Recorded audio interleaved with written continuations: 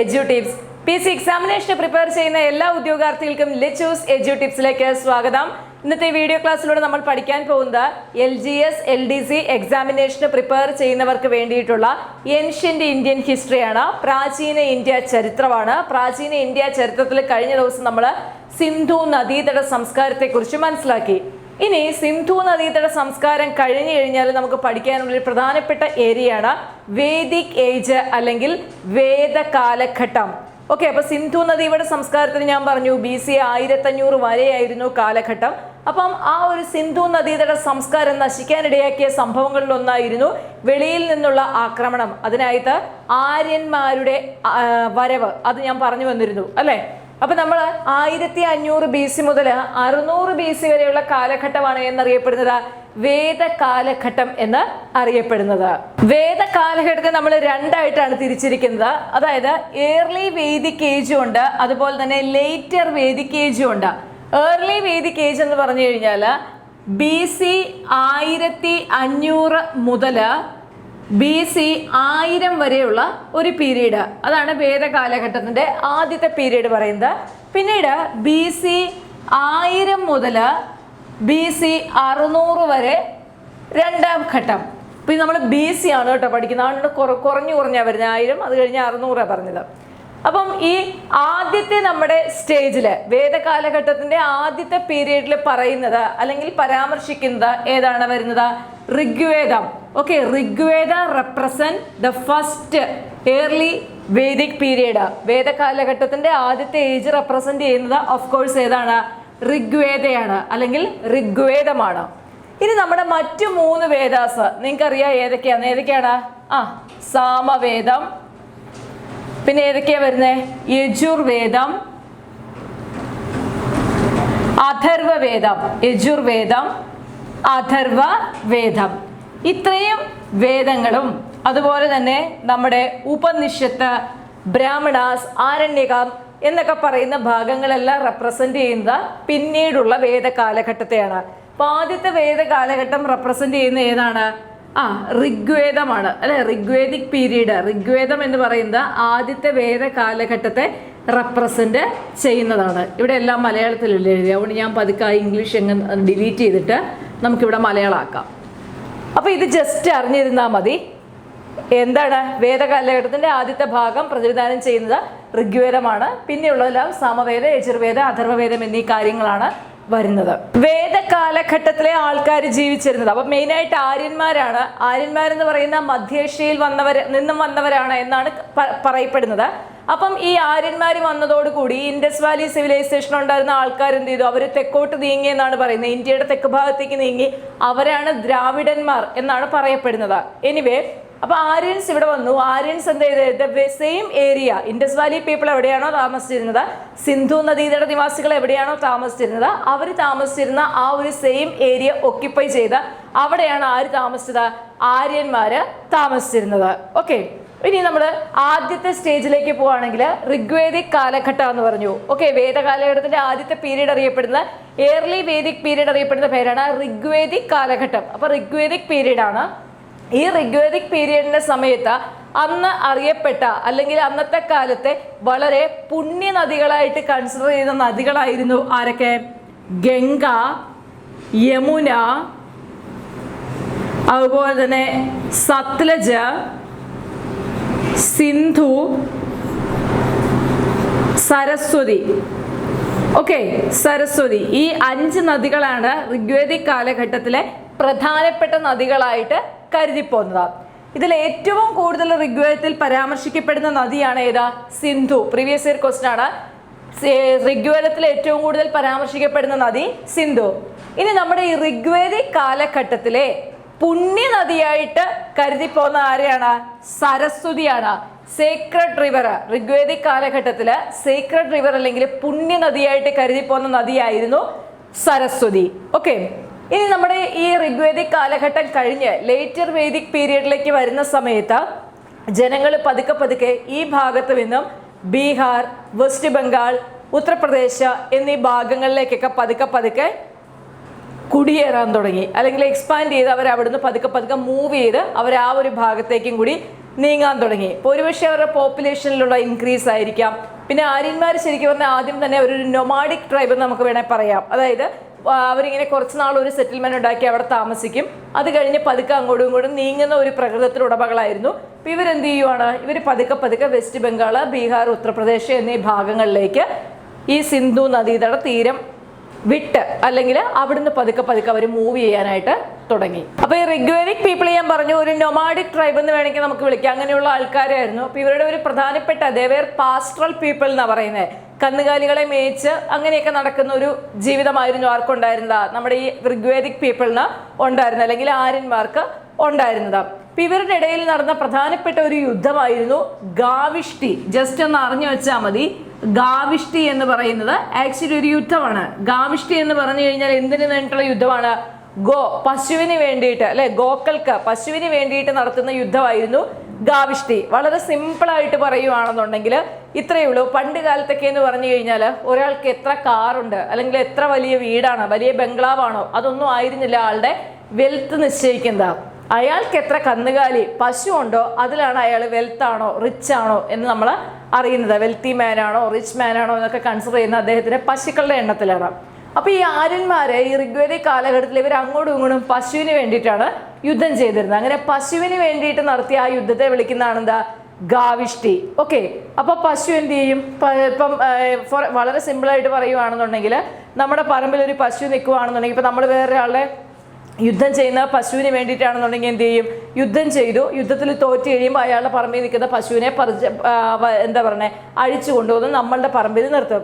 പിന്നെ പിന്നെ അവർ ചിന്തിക്കാൻ തുടങ്ങി, എന്നാൽ പിന്നെ യുദ്ധം ചെയ്ത് ആ സ്ഥലം തന്നെ കൈക്കലാക്കുവാണെങ്കിൽ ആ പശുവിനെ അവിടെ നിന്ന് ഇങ്ങോട്ട് അഴിച്ചുകൊണ്ട് വരണ്ടല്ലോ, ആ സ്ഥലം നമ്മുടെ ആയിക്കഴിഞ്ഞാൽ പിന്നെ നമ്മുടെ പറമ്പിലല്ലേ നമ്മുടെ പശു നിൽക്കുന്നത്. അങ്ങനെ ഒരു കൺസെപ്റ്റായി.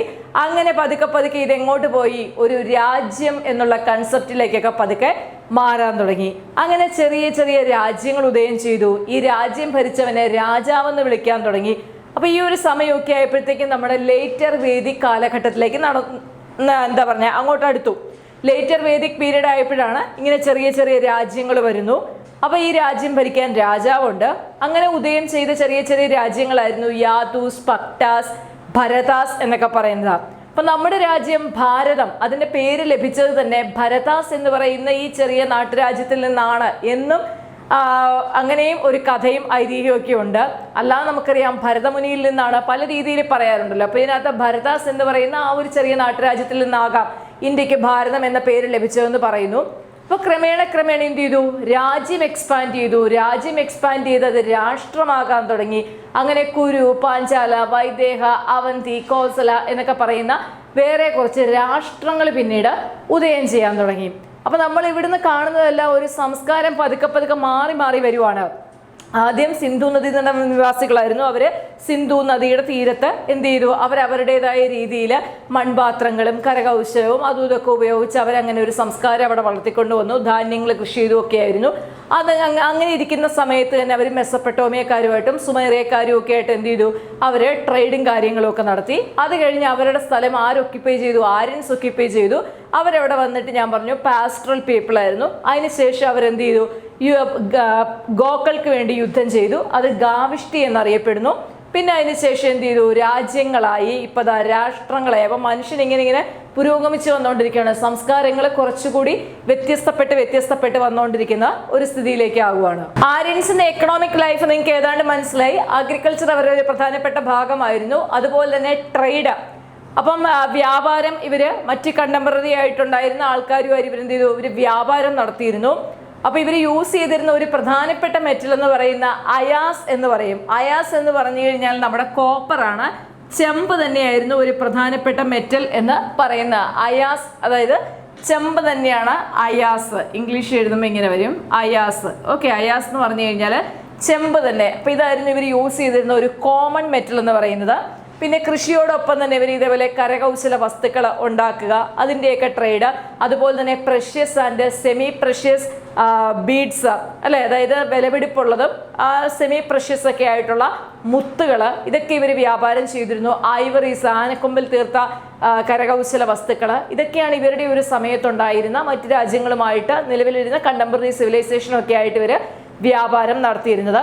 അതുപോലെ തന്നെ ഈ ഒരു സമയത്ത് ബുൾ ആൻഡ് ഓക്സൻസ് അല്ലെ, കാളകളെയും അതുപോലെ തന്നെ രണ്ട് രീതിയിലുള്ള കാളകളുണ്ട്, ബുള്ളുണ്ട് ഓക്സനുണ്ട്. അപ്പോൾ അതുപോലുള്ള കാളകളെയൊക്കെ അവരെന്ത് ചെയ്തു, അവരുടെ കൃഷി നിലങ്ങളിൽ ഉപയോഗിച്ചിരുന്നു. അതുപോലെ തന്നെ ഇവരുടെ ഇപ്പം രാജ്യം കഴിഞ്ഞ് രാഷ്ട്രമായി രഥം വലിക്കുന്നതിന് വേണ്ടി അവർ കുതിരകളെ ഉപയോഗിച്ചിരുന്നു. അതുപോലെ തന്നെ അവർ ആ ഒരു സമയത്ത് ഏറ്റവും പ്രധാനപ്പെട്ട സേക്രഡ് പുണ്യമൃഗമായി കണ്ട ഒരു മൃഗമായിരുന്നു പശു. അപ്പോൾ ആ ഒരു സമയത്ത് പശുവിനെ കൊല്ലുന്നതോ അല്ലെങ്കിൽ പശുവിനെ ഉപദ്രവിക്കുന്നതോ ഒക്കെ എന്തായിരുന്നു, പനിഷബിൾ ആയിരുന്നു. അവർക്ക് അർഹതപ്പെട്ട ശിക്ഷ കിട്ടാവുന്ന കുറ്റമായിട്ടാണ് കണക്കാക്കിയിരുന്നത്. അപ്പം അങ്ങനെയുള്ള ഒരു എക്കണോമിക് സ്ഥിതിയായിരുന്നു ഈ ഒരു വേദിക് കാലഘട്ടത്തിൽ ഉണ്ടായിരുന്നത്.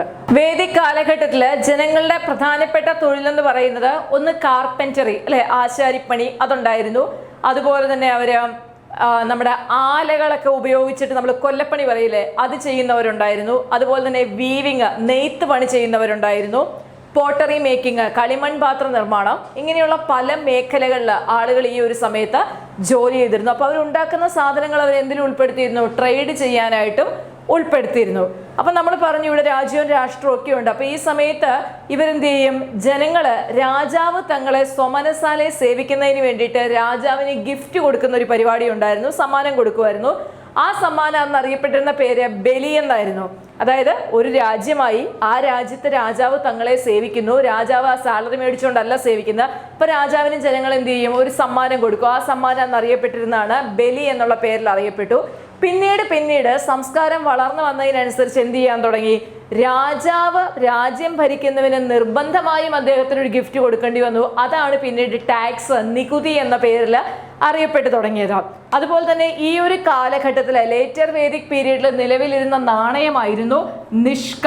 ഓർത്തു വെക്കണം കേട്ടോ, നിഷ്ക എന്ന് പറയുന്ന ഒരു നാണയം ഈ ഒരു സമയത്ത് നിലവിൽ വന്നു. രാജാവിന് കൊടുത്തിരുന്ന ടാക്സ് അറിയപ്പെടുന്നത് ഷൽക്ക എന്നുള്ള പേരിലാണ്. അത് നിങ്ങൾ പഠിക്കണമെന്നില്ല, ഇവിടെ ഇപ്പോൾ ഓർത്തു വയ്ക്കാൻ മതി. നിഷ്ക എന്ന് പറയുന്നത് വേദിക് കാലഘട്ടത്തിൽ ഉണ്ടായിരുന്ന ഒരു നാണയമായിരുന്നു. ഈ ഋഗ്വേദിക് കാലഘട്ടത്തിൽ അവർ കൃഷി ചെയ്തിരുന്നു എന്ന് പറഞ്ഞു. അപ്പൊ കൃഷി ചെയ്തിരുന്നതിനകത്ത് നമ്മൾ ഇന്ന് എന്തെല്ലാം കാര്യങ്ങൾ ചെയ്യുന്നു അത് ഓൾമോസ്റ്റ് നമ്മൾ ഇന്ന് കഴിക്കുന്ന ആഹാരങ്ങളെല്ലാം ഉൾപ്പെട്ടിരുന്നു.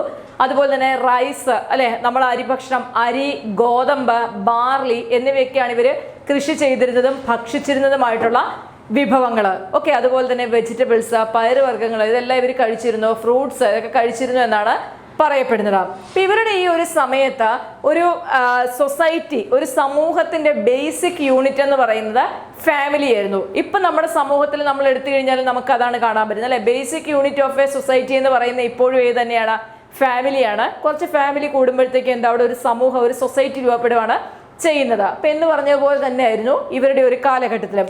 ഇനി ഈ ഋഗ്വേദിക് കാലഘട്ടത്തിൽ ശരിക്കും പറഞ്ഞു കഴിഞ്ഞാൽ 4 വർണ്ണങ്ങൾ നിലവിലിരുന്നു. ഓക്കെ, ഋഗ്വേദിക് പീരിയഡിലാണ് 4 വർണ്ണാസ്, 4 വർണ്ണങ്ങൾ നിലവിലിരുന്നു. 4 വർണ്ണങ്ങൾ ഏതൊക്കെയാണെന്ന് നിങ്ങൾക്കറിയാം. ഏതൊക്കെയായിരുന്നു? ബ്രാഹ്മണര് അല്ലെ, ബ്രാഹ്മണാസ് എന്ന് പറഞ്ഞുണ്ടായിരുന്നു. ബ്രാഹ്മണരുണ്ട്. അതുപോലെ തന്നെ പിന്നെ എന്തുണ്ട്, ക്ഷത്രിയാസ്, ക്ഷത്രിയരുണ്ടായിരുന്നു. പിന്നെ വൈശ്യന്മാര്, വൈശ്യാസ്, പിന്നെ ആരാ ഉള്ളേ, ശൂദ്രര്. ഇങ്ങനെ സൊസൈറ്റിയിൽ ഋഗ്വേദിക് പീരീഡിന്റെ സമയത്ത് 4 വർണ്ണങ്ങൾ ഉണ്ടായിരുന്നു. ഇതിനെയാണ് നമ്മൾ എന്ത് വിളിക്കുന്നത്, ചാതുർവർണ്ണ്യ വ്യവസ്ഥ എന്ന് വിളിക്കും. ചാതുർവർണ്ണ്യ വ്യവസ്ഥ, 4 വർണ്ണങ്ങൾ. അപ്പൊ ഇത് ഋഗ്വേദിക് പീരീഡിലെ കാലഘട്ടമാണ് ഞാൻ പറയുന്നത്, ശ്രദ്ധിച്ചിരുന്നോണം. അപ്പൊ ഈ ബ്രാഹ്മണർ എന്ന് പറയുന്നത് ശരിക്കും പറഞ്ഞു കഴിഞ്ഞാൽ ടീച്ചേഴ്സ് ആയിരുന്നു. എന്ത് ടീച്ചേഴ്സ്? റിലീജിയസ് ടീച്ചേഴ്സ് ആണ്. മതപരമായ കാര്യങ്ങൾ പഠിപ്പിക്കുന്നവരെയാണ് ഋഗ്വേദിക് കാലഘട്ടത്തിൽ ബ്രാഹ്മണർ എന്ന് വിളിച്ചിരുന്നത്. ഋഗ്വേദിക് കാലഘട്ടത്തിൽ മതപരമായ പഠനം പഠിപ്പിക്കുന്നവരെ വിളിച്ചതാണ് ബ്രാഹ്മണാസം.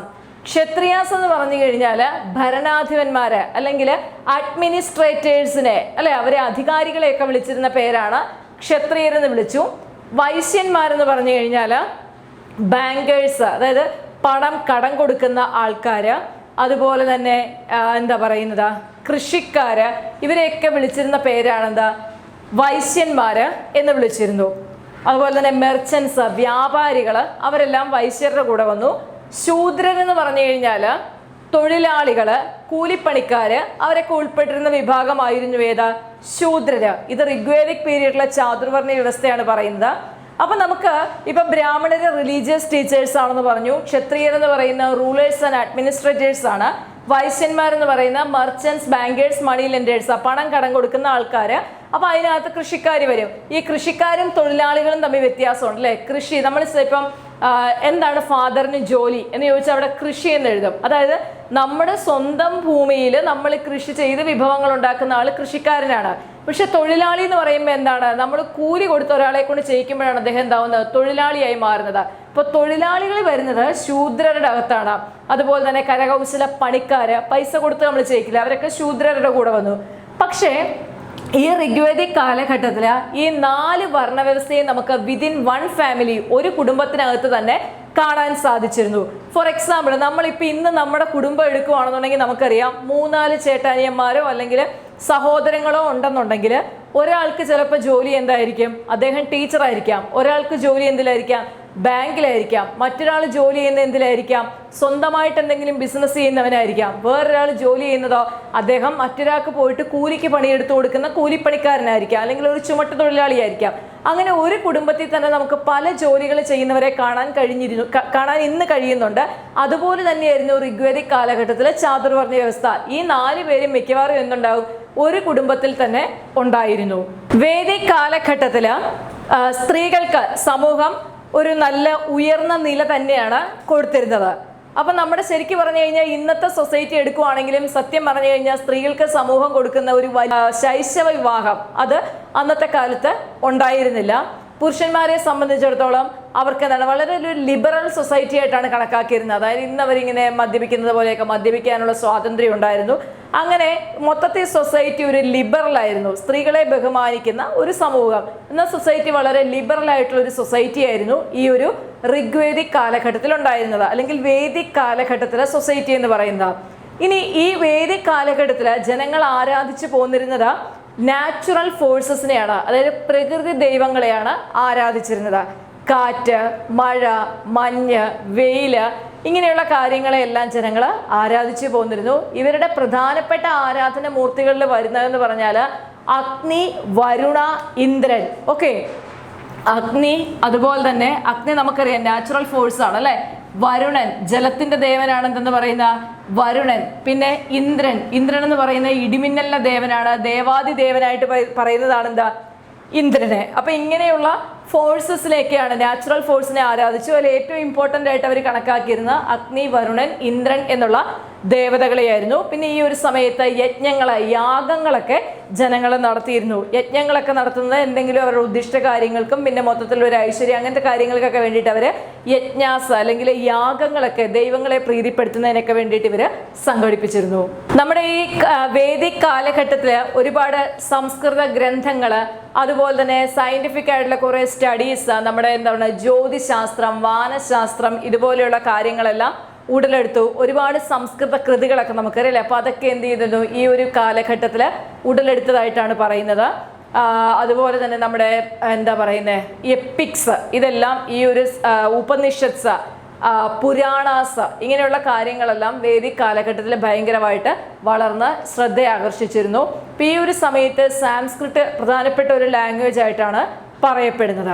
ശരിക്കും പറഞ്ഞു കഴിഞ്ഞാൽ ഋഗ്വേദിക് പീപ്പിളും അല്ലെങ്കിൽ വേദിക് പീപ്പിളും, വേദകാലഘട്ടത്തിലെ ജനങ്ങളും അതുപോലെ തന്നെ സിന്ധു നദീതട നിവാസികളും തമ്മിൽ ചില സിമിലാരിറ്റീസ് അല്ലെങ്കിൽ ചില ഒരേപോലെയുള്ള കാര്യങ്ങളെല്ലാം കണ്ടെത്താനായിട്ടും സാധിക്കാറുണ്ട്. ഓക്കെ, അപ്പോൾ ഇത്രയൊക്കെ കാര്യങ്ങളാണ് വേദിക് കാലഘട്ടത്തെക്കുറിച്ച് ജസ്റ്റ് മനസ്സിലാക്കി വെക്കേണ്ടത്.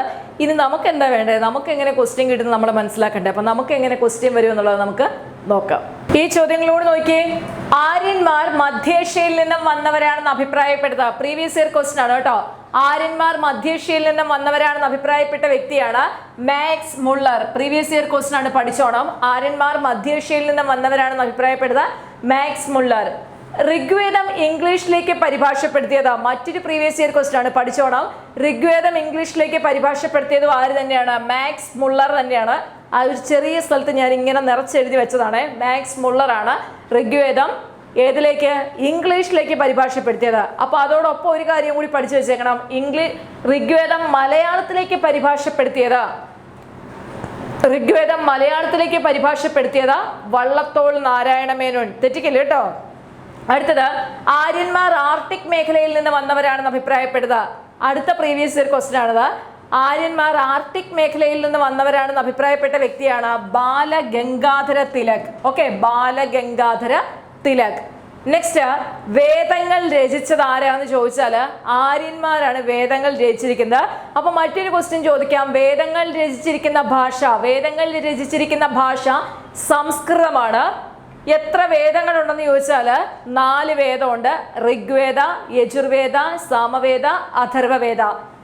ഏറ്റവും വലിയ വേദം അല്ലെങ്കിൽ ഏറ്റവും ബൃഹത്തായ വേദം എന്നൊരു ക്വസ്റ്റ്യൻ വന്നാൽ അഥർവവേദമാണ് കേട്ടോ. ഋഗ്വേദം ആരും എഴുതി വെക്കല്ലേ. ഏറ്റവും വലിയ വേദം എന്നറിയപ്പെടുന്നത് അഥർവവേദമാണ്. ഏറ്റവും പഴക്കം ചെന്ന വേദം ഏതാന്ന് ചോദിച്ചാൽ ഋഗ്വേദമാണ്. തെറ്റിക്കരുത് കേട്ടോ. ഏറ്റവും വലിയ വേദം അഥർവവേദം, ഏറ്റവും പഴക്കം ചെന്ന വേദം ഋഗ്വേദം. ഗായത്രി മന്ത്രം ഏത് വേദത്തിലാണ് ചോദിക്കാൻ പറ്റിയൊരു ക്വസ്റ്റ്യൻ ആണ്. ഗായത്രി മന്ത്രം ഋഗ്വേദത്തിനകത്താണ്.